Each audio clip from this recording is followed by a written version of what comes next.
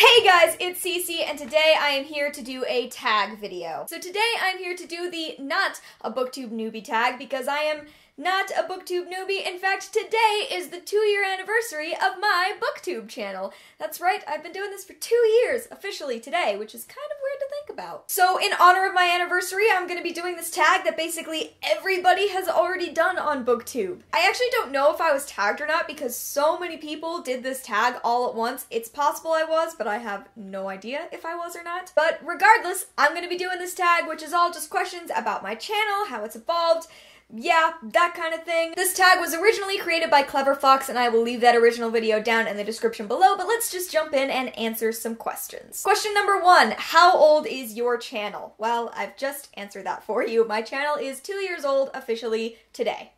Yeah. Question 2, what are your favorite videos to make? This is hard because it kind of depends, I think. As far as ease goes, I really enjoy making book haul videos. I think that they're easy and they're fun and I still get to talk about books I love. But I think some of the videos that I end up being the most proud of are probably my HP Chats videos. They're some of the videos that the most work goes into, planning and editing and posting, but I really like doing those videos. I have a lot of fun doing them, and I have a lot of fun responding to comments afterwards, as long as they're not, you know, hostile, which is a possibility a lot of the time. But I like scripting those, I like planning them, I love coming up with ideas, and I love that you guys seem to really like them. So I think those are my favorite videos to actually make, beginning to end, the full process. Question 3, what is one piece of advice you would give to someone wanting to join BookTube? So a lot of people, the advice that they offer here is to just do it, and I agree with that, but I'm going to add a caveat. Just do it, just start BookTube. If you want to, then there's a place for you here, but don't think that you have to immediately out of the gate have the world's best equipment. That was a huge concern for me when I was planning on starting BookTube. I didn't have a camera, I didn't have the money to get a camera, and I still don't. I still film on my iPhone, actually. And for a long time I had no sound equipment. I have upped that. I now have a microphone, which was an exciting update for me. But for a long time, I didn't have a microphone. I just filmed on my iPhone, and for a while, I just edited on the, Microsoft free video editing software. So don't feel that concern that you can't join BookTube because you don't have the coolest toys and the best equipment and the perfect editing system and the perfect sound. Just know that you're starting out, and that's completely okay, and everyone was starting out at some point. And you know, actually, when I was starting out, I had to be reassured of this, because I wasn't ready to start a channel until someone told me that they filmed on their iPhone, and I was like, well, I have one of those. I can just film on my iPhone? That's allowed? So yeah, just get going, but know that you don't have to go in with all of the most expensive stuff. It's okay to just use what you have and start from there, and your channel can grow from that point forward. Question 4, since joining BookTube, have you run into any unforeseen challenges? So one of the main challenges was the process of learning how to edit videos, and I've grown much better at this with time. But like I said, I started out just using kind of free software, and I've been slowly teaching myself more and more how to use more advanced software, how to edit better, how to make the right cuts, how to be funny, what to include, what not to include. I think editing is a skill that I have had to learn with time, and that you guys don't even know the half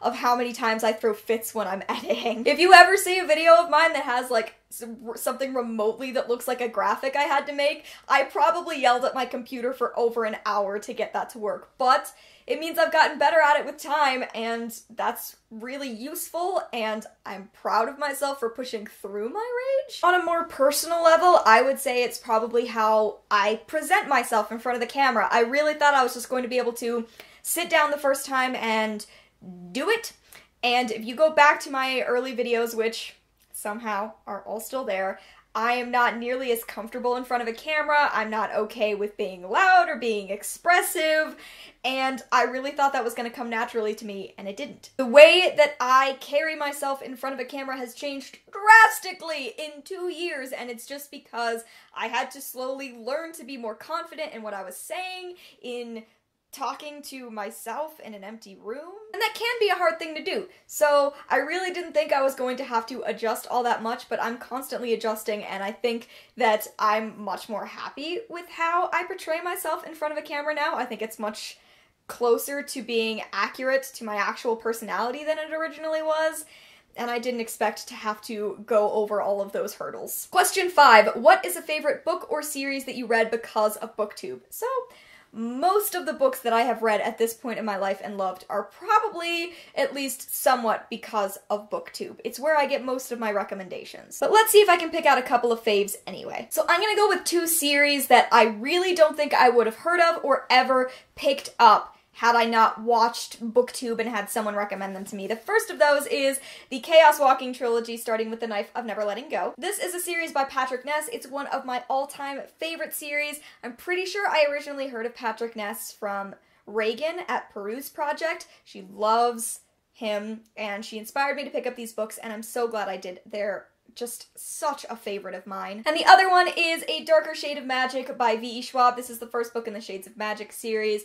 Again, Shades of Magic series has become a favorite, and Victoria Schwab has become a favorite author of mine that I, again, never would have picked up had I not had other books recommended to me. I think the first book that I picked up by her was Vicious, and then I read this, and I've read The Savage Song. I want to read her other books. So while I get a lot of recommendations from BookTube, I think these are 2 series that I absolutely love, that are favorites, that I never probably would have heard of or picked up had I not been a part of BookTube and watching BookTube videos. Question 6. Overall, what is your favorite aspect of BookTube? I think my favorite thing about my channel and about BookTube in general is that it has opened up a way for me to talk to a whole lot of people about books on an almost constant basis. I love talking about books, and I always have, and I love that this gives me the ability to talk to a lot more people about books, and we just get to share that passion all the time for the things that we love. I love being able to talk to other booktubers, both here on YouTube and on Twitter. It's just opened up a world of communication that I really appreciate, which is really all just a long-winded way of saying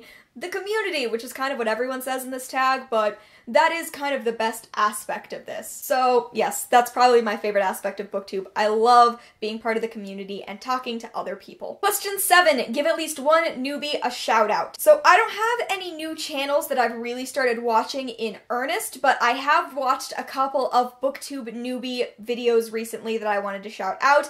If you don't know, the BookTube Newbie Tag is a great way to find new channels. It was a tag created by Trina from Between Chapters, who is a person I love, and it's just a really good way to learn about new channels, see the kinds of stuff that they're going to be talking about on those channels. So let me shout out 3 that I watched recently that have made me very interested in seeing more of what they're gonna do. There's Literature Alive, the channel Head in Her Books, and the channel It's Ashwini. These are 3 videos that were BookTube newbie tags that I watched, really enjoyed their personalities, the kind of stuff they talked about, and I definitely want to try to watch more of their channels. I will leave all of those linked down below, as well as the link to Trina's channel and anything else that I've mentioned. And lastly, question 8 is, who do you tag? And here's where I've run into an issue because, like, I feel like everybody I'm subscribed to has already done this tag. So if you haven't, this is me tagging you. If you also waited a long time to do this tag and you want to do it, consider this a tag from me. If you don't want to do it, you know, you don't have to, I understand. But if you do, you haven't been tagged yet,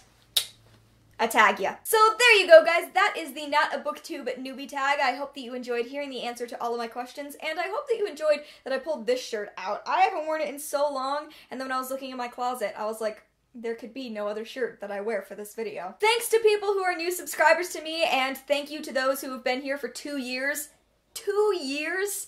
Really? I love talking to you guys. I love responding to comments, despite the fact that, as I'm sure many of you know, I am constantly behind. I'm sorry about that. BookTube was the thing that I kind of joined on a whim. I thought would be fun, and it has become such an important and integral part of my life. It is a thing that I can't imagine not doing at this point, which is weird and wonderful. Thanks to those of you who care about listening to what I have to say. I hope that I continue to produce things that are worthy of your attention. Here's to another year. Here's to hopefully seeing you guys next year at the end of May, celebrating a 3rd year, and yeah, thank you so much for watching, and I will see you in another video very soon. Bye!